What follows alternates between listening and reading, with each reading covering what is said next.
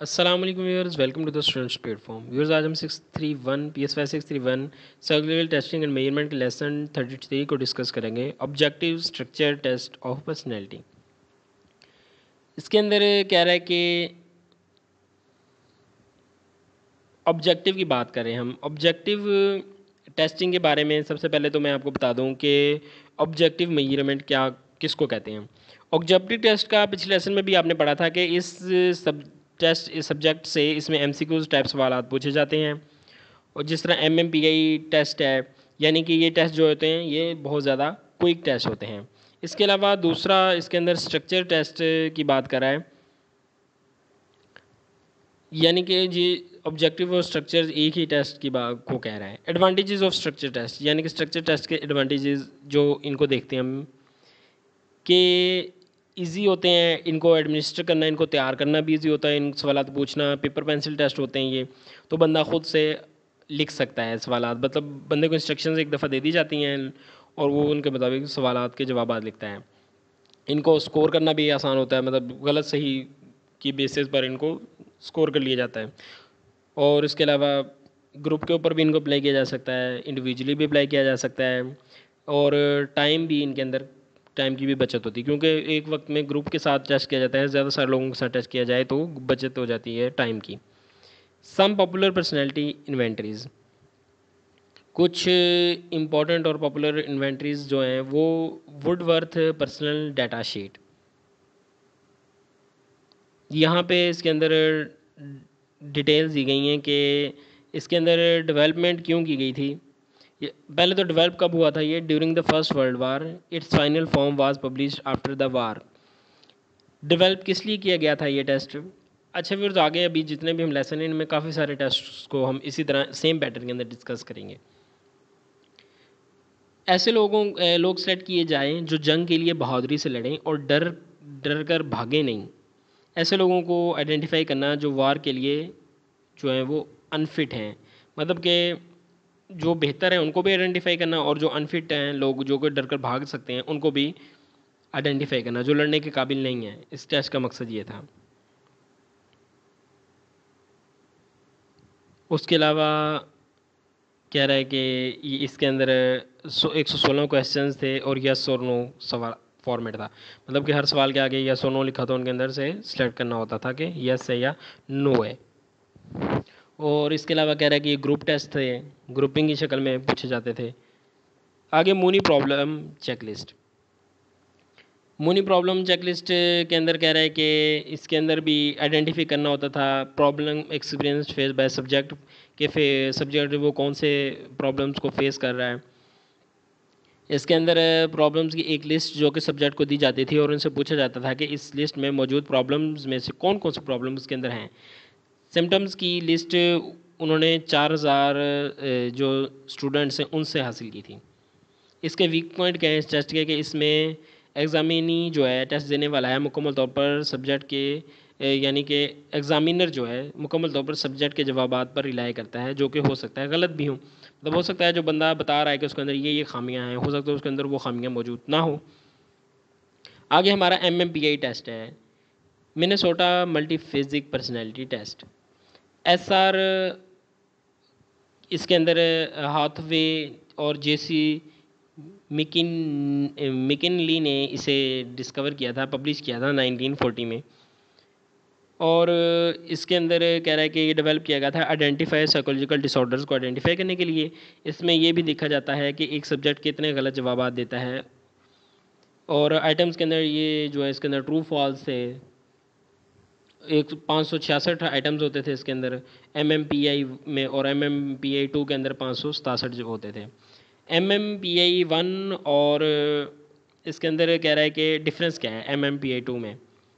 वैसे तो कह रहा है कि हर चीज़ तकरीबन सेम है, एक दूसरे में एक आइटम इसके अंदर सिर्फ एक आइटम ज़्यादा है, और दूसरा MMPI में 16 ऐसे आइटम्स थे जो रिपीटेड थे, यानी कि रिपीट हो रहे थे, इनको टेस्ट से निकाल दिया गया। और इसके अलावा और मज़ीद नए आइटम्स को इसके अंदर शामिल किया गया।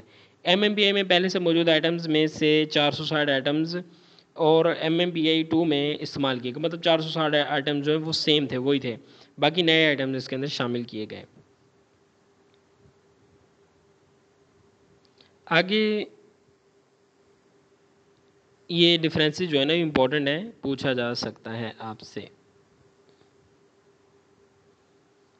कह रहा है कि हर स्केल के अलग अलग स्कोर्स आते हैं जिसमें हम एक प्रोफाइल बना सकते हैं और एक ग्राफ की इसको शक्ल दे सकते हैं। आगे वैलिडिटी स्केल की यहाँ इसके अंदर मेंशन होगी। वैलिडिटी स्केल, वैलिडिटी क्या है कि लाई स्केल जो है 15 items to detect native attempt to fake good, और के स्केल्स हैं जो कि 30 आइटम्स हैं, डिफेंसिवनेस इसके अंदर डिटेक्ट करते हैं, और एफ स्केल 64 आइटम्स जो detect attempt to fake bad.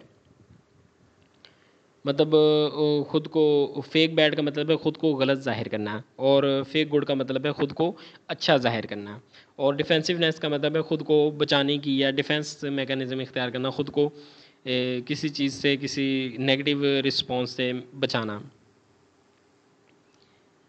Clinical scale के अंदर 10 स्केल्स इसके अंदर हैं, जिसके अंदर 33 आइटम्स हैं। एक स्केल के अंदर, एक में 60 हैं डिप्रेशन के। हिस्टीरिया के अंदर 60 आइटम्स हैं, अगले स्केल में 50 आइटम्स हैं। इस तरह यहाँ पे ये चीज़ें देख लीजिएगा आप लोग, बयान की गई हैं सारी। इंडिविजुअल ग्रुप कह रहा है कि ये जो है इंडिविजुअली भी अप्लाई किया जा सकता है और ग्रुप की शक्ल में भी अप्लाई किया जा सकता है। स्ट्रॉन्ग पॉइंट्स इसके कौन कौन से हैं कि इसे बहुत एहतियात के साथ बनाया गया है। इसके कह रहा है कि ये बहुत ज़्यादा यूज्ड टेस्ट है, बहुत ज़्यादा इसको इस्तेमाल किया जाता है। ये एक वसी एरिया को कवर करता है और सैंपल भी इसका बहुत लार्ज है। अच्छा, ये काफ़ी इंपॉर्टेंट टेस्ट है और पेपर के अंदर आ सकता है। MMPI अगर पेपर पे के अंदर आ जाए तो आप लोगों को क्या, अगर फ़र्ज़ करें ये कह देते हैं जी इसके ऊपर आपने एक्सप्लेन करा है, MMPI को आप लोगों ने एक्सप्लेन करना है, तो आप लोग क्या करेंगे।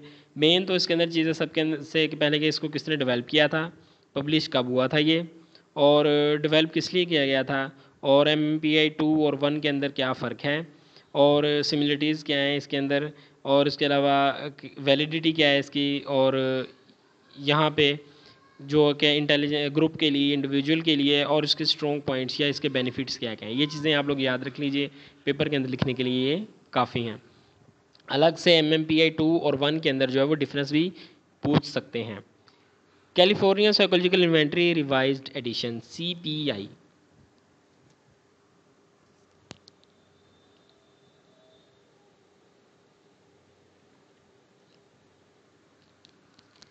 इसके अंदर कह रहा है कि CPI जो है डिज़ाइंड फॉर नॉर्मल पीपल, यानी कि जो बिल्कुल नॉर्मल लोग होते थे ना पहले, तो ज़्यादातर जो टेस्ट होते थे ना वो मेंटली रिटार्डेड या बीमार लोगों को, डिसेबल्ड लोगों के लिए किए जाते थे। लेकिन ये जो CPI टेस्ट है ये बिल्कुल नॉर्मल लोगों को मय्यर को टेस्ट करने के लिए किए गए, और follows the pattern of MMPI।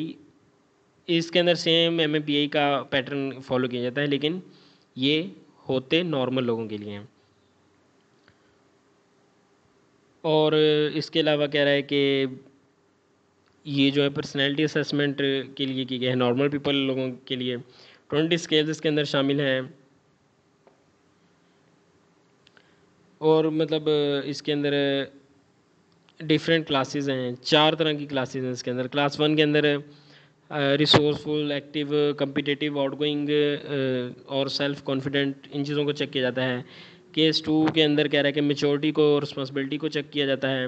Case 3 के अंदर जो अचीवमेंट और पोटेंशियल और इंटेलिजेंस को चेक किया जाता है। और क्लास 4, सॉरी केस कह रहा हूँ मैं, क्लास 4 के अंदर इंटरेस्ट को चेक किया जाता है कि इंटरेस्ट किस तरह का है बंदे का, किस चीज़ के अंदर है।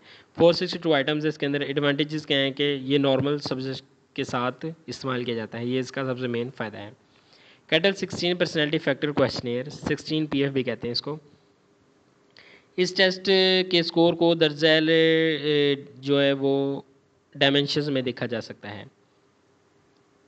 इसके अंदर नंबर 1 के एक शख्स कितना कोल्ड हो सकता है या कितना वार्म हो सकता है, कितना खुश मिजाज या कितना गर्म मिजाज होगा।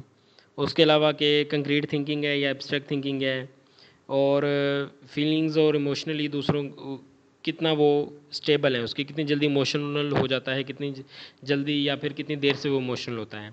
सबमिसिव है, डोमिनेंट है, सोबर है, और ये जितनी भी सारी चीज़ें ना, शाय है या शाय नहीं है, या बोल्ड है, ये सारी चीज़ें इसके अंदर शामिल हैं, आप लोग पढ़ लीजिएगा एक दफ़ा। Shortcomings of structure test. Shortcoming क्या है कि इन टेस्ट के ज़रिए कह रहा है कि डिटेल स्टडी नहीं की जा सकती, इन डेप्थ स्टडी नहीं की जा सकती। ये टेस्ट फिक्स्ड होते हैं, इनको ज़रूरत के मुताबिक तब्दील या मोल्ड नहीं किया जा सकता। टेस्ट का रिज़ल्ट इस चीज़ पर डिपेंड करता है कि सब्जेक्ट किस तरह जवाब दे रहा है। इसे पता होना चाहिए कि किस तरह सही जवाब को सिलेक्ट करना है और इस पर टिक लगाना है या सर्कल को फिल करना है। अगर बंदे को पता ही नहीं कि उसने टिक लगाना है या सर्कल को फिल करना है, हो सकता है उसको सवाल का जवाब आता हो लेकिन वो उसको उसको सॉल्व करने का तरीका ना आता हो, तो वो फिर उसको को सही तरह बंदे को जज या असेस नहीं किया जा सकता। और ये था आपका lesson 33। I hope I made it clear. मिलते हैं नेक्स्ट लेसन के साथ। अल्लाह हाफिज़।